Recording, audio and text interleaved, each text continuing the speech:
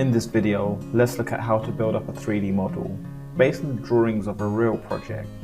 You will get to know most of the functions from the basic level. Now, let's begin with creating a new project. The first step is to choose the right measurement rule applied to your country or region. Remember that the selected measurement rule is not allowed to be changed afterwards. Once your project is created, you will need to start your work according to the workflow among the ribbon tabs. The first one is Project Settings. Here you can input project information. Make sure that you provide a right ground elevation so as to calculate the excavation correctly. Let's enter the ground elevation of our sample project as 83.20 meters. As for the floor settings, you also need to input and establish detailed information of your project in terms of zones, floors, and default concrete grade. As for our sample project, we need to create 4 floors with correct floor heights and elevations, which are foundation floor, ground floor, first floor, and roof floor. You could set up typical floors to quickly create floors with identical layouts. Here you need to input the correct concrete grade of each element as per your drawing. Besides, the settings could be copied to other floors to reduce setup time. After the project settings are completed, we will have 3 ways of creating models: by importing BIM models, by automatically generating elements through identifying drawings, or by drawing elements on your own. For majority of the projects, the Power of Identify related functions would be very helpful while building up models based on 2D drawings. The overall process of identifying is first, to import drawings, second, to identify, generate elements and entities, and lastly, to check the auto-generated results with drawings and make adjustments. In the Drawing Manager, you can add and manage drawings. We support CAD or PDF files, which is all based on your scenarios. When identifying drawings, here are some important concepts that you need to get familiar with. The first general process of identifying is to pick sidelines, then to pick label, followed by auto-identify and auto-generate. The second, all picked sidelines will be stored in the picked layer. Lastly, you can control the display of each element. In most user scenarios, the modeling process would be from structural to architectural, from substructure to superstructure, from columns to beams to walls and to slabs. Of course, it all depends on your preferences. Moving back to our sample project, we can set out with the foundation. Let's first add drawings. You can click Add Drawings in the Drawing Manager. The first thing after adding drawings is to identify axis. The process is the same as mentioned in the general process of identifying. Let's first pick axis. Right-click to confirm, and then to pick label, also right-click to proceed. The last step is to click on Auto-Identify to automatically generate elements and entities. You should always check the generated results with your drawings in case of misidentification. As mentioned before, all picked sidelines would be stored in the picked layer. You need to add those you need to be displayed in order to check them and compare. Then, with the identified axis, we could begin with the main model. The foundation of our sample project consists of the bottom piles, the middle pile caps, and the upper columns. Again, following the general process of identifying, let's first pick the sidelines of pile cap. Then pick label, and then auto-identify. You will see all the pile caps generated automatically. Now we need to check the generated results, as well as the pile cap size information. Here we first compare with the original drawings to check the locations and shapes. Okay, looking good. Then we can check the pile cap size table in advance. You could sort elements in order and check all of them one by one. You will find that all of the power caps are generated with the default height. Let's proceed with the modeling of the sample project. Next, moving on to identifying piles. We also need to switch to pile element first. Likewise, you need to pick sidelines first. As for the next step, pick label. You will find there is no power cap label on the drawing of our sample project.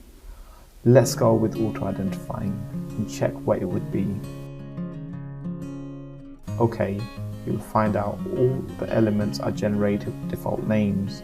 You are recommended to rename and modify the attributes, such as depth afterwards. The last part of substructure is the upper columns. Again, we need to first pick sideline, then pick label, and then auto-identify and auto-generate. Also, we need to check carefully if there is any supplementary adjustment needed. Okay, we can find that only here requires modification. You can simply delete and draw on your own. Let's see how to manually draw elements and entities. The first thing you need to know is, you should always create elements in element list and then place in entities to model based on drawings. Let's create a new column element according to our drawings with correct dimensions provided. Here you can see that there are several element types. The first is rectangular column, which is exactly what we want in terms of C4 column. Looking at the other, you will also find round column, which helps to generate round columns with radius. Irregular column, which you could edit the irregular section shapes in the vector graphics editor on your own.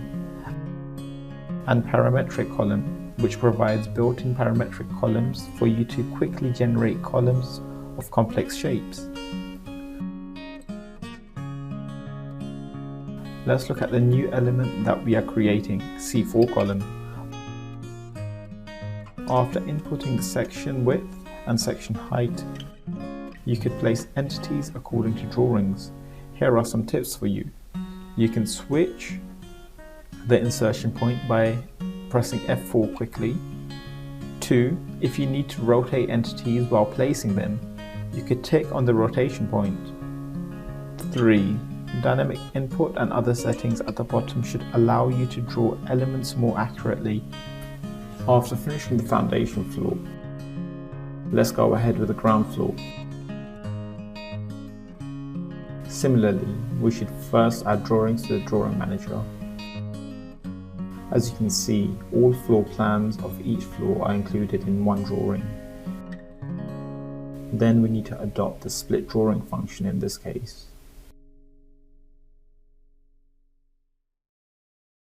You would also find that after being split, the drawings are not at the right location. Relocate would be helpful in this case. Okay, now we can start with the ground floor. Let's follow the sequence of column, beam, wall and slab.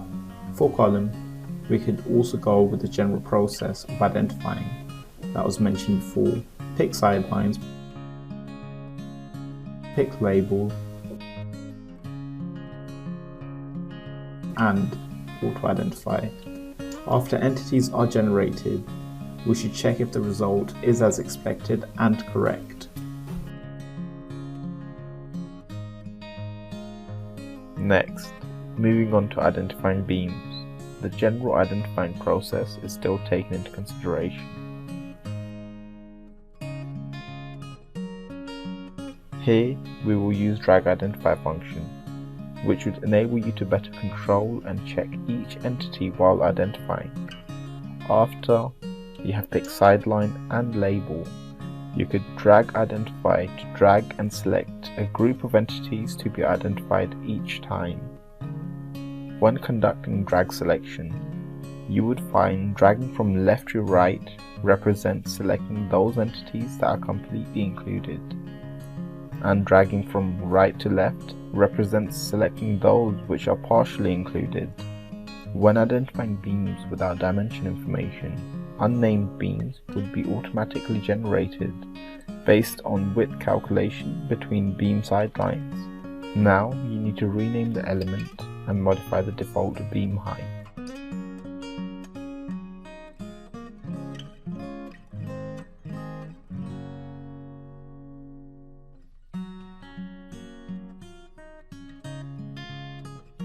Next, because there is no structural wall in this sample project, let's carry on identifying slabs.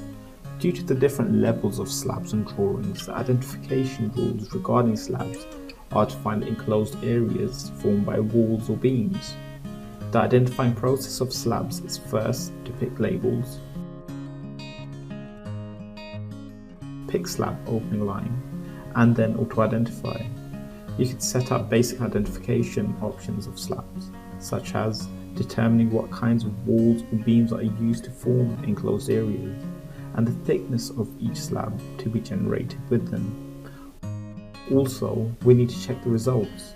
When comparing elements and entities, you could quickly find the same name entity by pressing Alt left click and check their attributes. For example, let's begin with S1. As you can see here, needs modification. We could drag the nodes to quickly modify entities.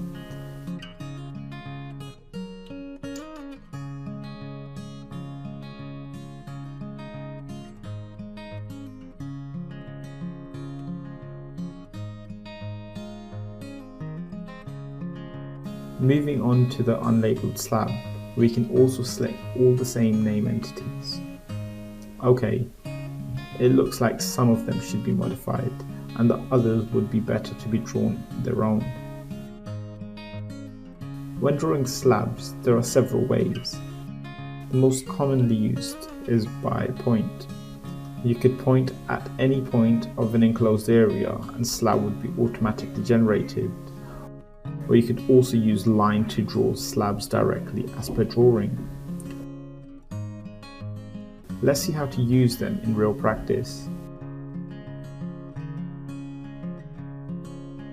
Here, you can modify the elevation in the attribute editor.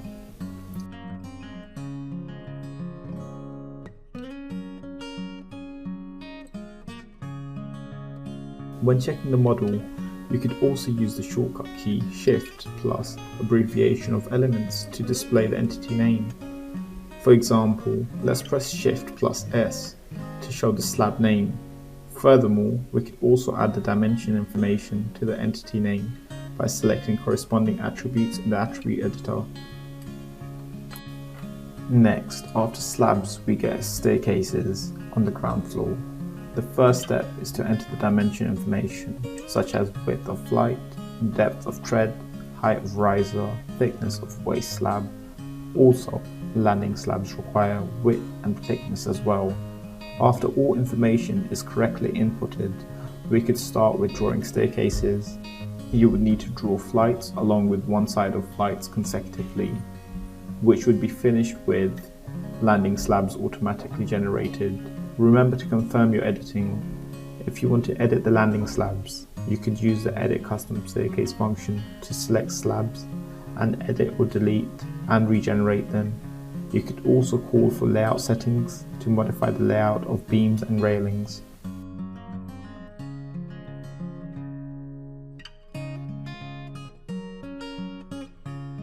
So far, the structural model of ground floor has almost been finished. Generally, you could proceed with the following floors. Here we go with the ground floor architectural model for demonstration. As for the architectural drawing, we also need to split and relocate drawings for our use.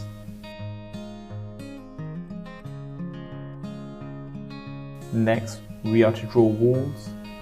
When identifying walls, you can select wall in material first. Next is to identify door or window sideline in order to make sure walls are intact.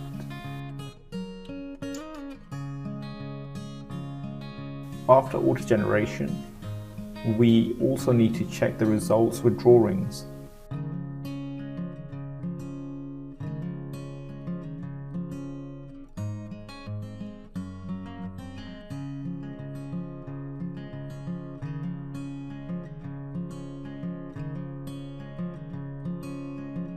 here we look further on the attribute editor.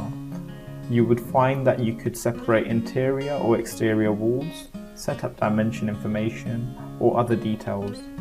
There are several things you should know about regarding attributes. One is that those attributes in blue are public attributes, which means they apply to all entities with the same name. And those in black are private attributes, which are only applicable to the selected entities.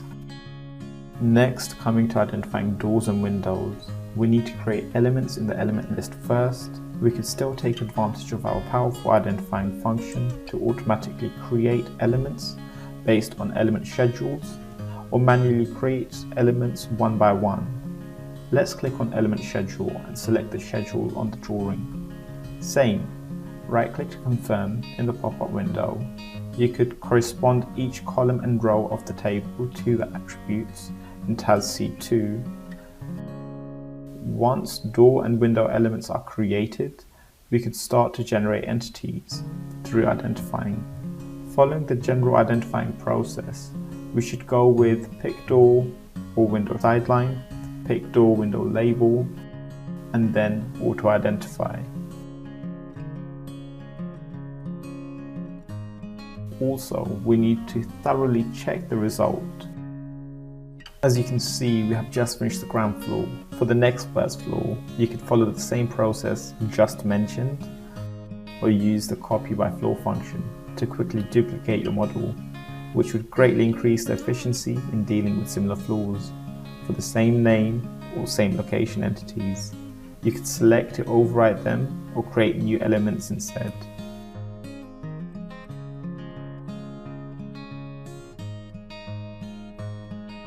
Now, let's look at the advanced functions. Take the sloping roof for example. When advanced functions such as sloping are required, you need to switch to the Draw tab to apply all the editing functions needed. When using the advanced functions for the first time, you are suggested to follow the tips shown at the bottom bar, step by step. When setting sloping slabs, we need to first select the target slab, then click sloping. Let's go with define by slope coefficient, followed by tips. We should first select base edge for sloping slab, and then input the sloping coefficient given from our drawings, and then click OK to confirm. OK, done. We can switch to 3D view to check the results.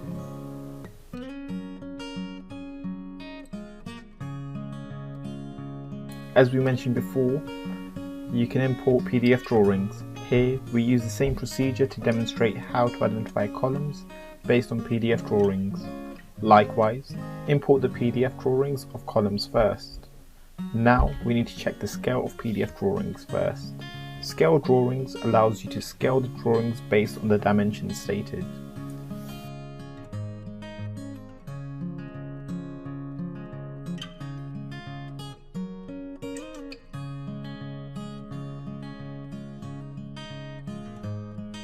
Next, follow the general process of identifying, which is to pick sidelines,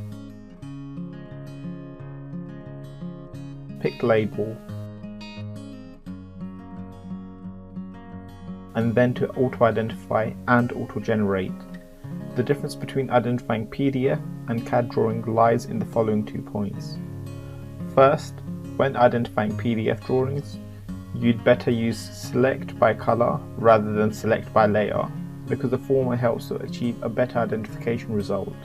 Second, when identifying PDF drawings, you need to identify text before identifying elements, and we could confirm or modify the auto-identification results for text. Let's continue with our sample project. Now, we are to see how to attach finishes to our model. To draw finishes, you could place all finished entities of a room by pointing the room at an enclosed area. Let's start from the first step. Create a room element with attached finish element types added. Similar to creating door or window element schedule, you could identify room finish schedule to quickly create attached finish element types for each room. In the finish schedule window, there are 2 ways to import finish schedule: to import Excel file, or to capture the schedule from drawings, which was shown while identifying door or windows. For room, let's import an existing finish schedule. We also need to define each column and row in order to successfully identify the finishes. Once the rooms are created in the element list, we can start with the attached finishes to enclosed areas by pointing. The finishes that can be automatically attached with the rooms are floor finishes, waterproof, skirting, wall finishes, ceiling finishes, and suspended. All of the above finishes would be automatically attached to columns, walls, beams, slabs of an enclosed area, based on the layout settings of a room. When pointing room to a non-enclosed area, you could use a separation line to split the area to form an enclosed room.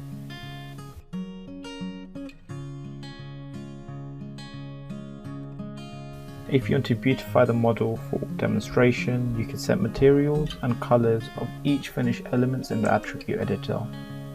Here we are presenting you a sample style of a beautified model. Of course, you can go with a better material package for improvements. Basically, after the model is established, we could start to make use of the powerful TAS-C2 auto calculation to generate accurate quantities, which would be demonstrated in the next video.